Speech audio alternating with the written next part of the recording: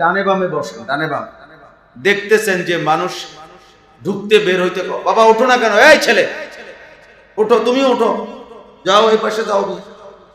আবারও ওই যে জোয়ান ফোলা বুড়া মানুষের মতো লড়ে না, ছাড়ো, জায়গা ছেড়ে দাও, ওই বেটা ওইদিকে যাও।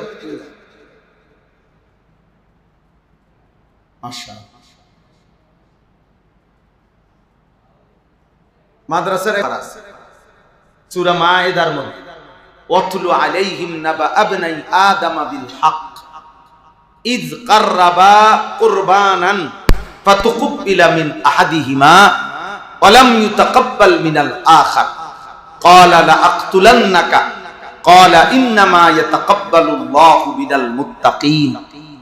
আল্লাহ তাআলা বলেন, হে নবী, আপনি আদমের দুই সন্তানের ঘটনাটা সঠিকভাবে আমার বান্দাদেরকে শুনান। যখন আদমের দুই সন্তান উভয়েই আল্লাহর জন্য কুরবানি করলো, ফাতুকবিলা মিন আহাদিহিমা, একজনের কুরবানি কবুল করা হলো, ওয়ালাম ইউতাকাব্বাল মিনাল আখার, অপরজনের কুরবানি কবুল করা হয় নাই। যার কুরবানি কবুল হয় নাই সেই কাবিল, তার ভাই যার কুরবানি কবুল হইছে হাবিল, তাকে বলল ক্বালা লা আকতুলান্না, আমি তোমাকে মেরে ফেলব, হত্যা করে ফেলব।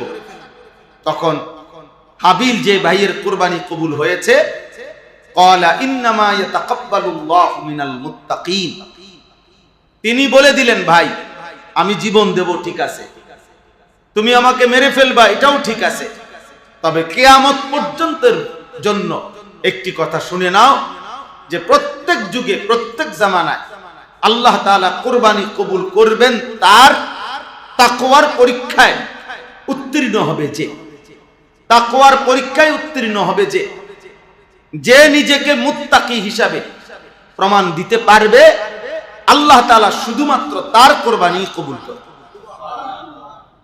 এখানে দুইটা কথা। এক নম্বর কথা হলো কুরবান এই শব্দটির ব্যবহার, যেটা আমি আপনাদের কাছে বললাম, শুনাইলাম।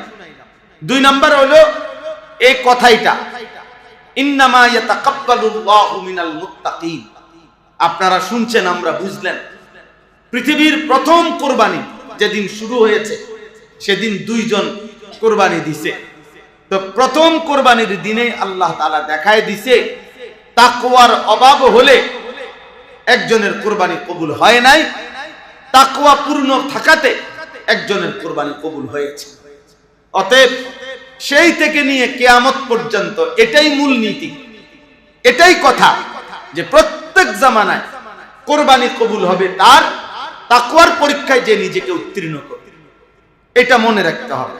অতএব আপনি আমি কুরবানি করার আগেই আপনাকে জেনে নিতে হবে যে কুরবানি যদি আল্লাহর কাছে কবুল হইতে হয়, মানুষের কাছে কবুল হওয়ার জন্য ফেসবুকে ছবি দিলেই চলবে, মানুষ জানিয়ে নিল যে উনি কুরবানি দিতেছে। আপনার অসংখ্য, বর্তমানে মানুষকে জানানোর জন্য অসংখ্য মানুষ আপনার প্রতিনিয়ত গরুর সাথে, বিশেষ করে নওজোয়ান ছেলেরা গরুর সাথে ছবি দেয়, নিজেও এক দাঁড়াইয়া গরুর সাথে ছবি দিয়া সবাইরে পরিচিত করে, নিজে সবাইরে জানায়। তা আমি সব সময় বলি, এটার দ্বারা সে এটা বুঝাইতে চায় যে সকলে দেখেন গরুর সাথে গরু কেমন দেখা যায়, যে কমেন্টস করে জানাবেন গরুর সাথে গরু কেমন লাগতেছে। তো নিশ্চয়ই বিবেকবান মানুষ মনে বলবে, হ্যাঁ উভয় গরু একরকমই লাগতেছে, হ্যাঁ দুইটাই গরুই মনে হচ্ছে। কারণ মানুষ গরু হইতে পারে কিন্তু গরু মানুষ হইতে পারে, মানুষ ছাগল হইতে পারে কিন্তু ছাগল মানুষ হইতে পারে, মানুষ জানোয়ার হইতে পারে কিন্তু জানোয়ার মানুষ হইতে পারে। কোরআনুল কারীমে আল্লাহ তাআলা মানুষকে জানোয়ার বলছেন কিন্তু জানোয়ারকে মানুষ বলেন। উলাইকা কাল আনআম, আল্লাহ তাআলা বলছেন নাফরমান মানুষ জানোয়ারের মতো। তাহলে মানুষ কি হইতে পারে? জানোয়ার, কিন্তু জানোয়ার কি হইতে পারে না? মানুষ। তাইলে আল্লাহর কাছে কবুল হইতে হইলে, আল্লাহর কাছে গ্রহণযোগ্য হইতে হইলে তাকওয়ার পরীক্ষায় উত্তীর্ণ হইতে হবে। তাকওয়ার পরীক্ষা। এজন্য এই দুই শব্দ সংক্ষেপে অল্প একটু আমরা বুঝার চেষ্টা করি।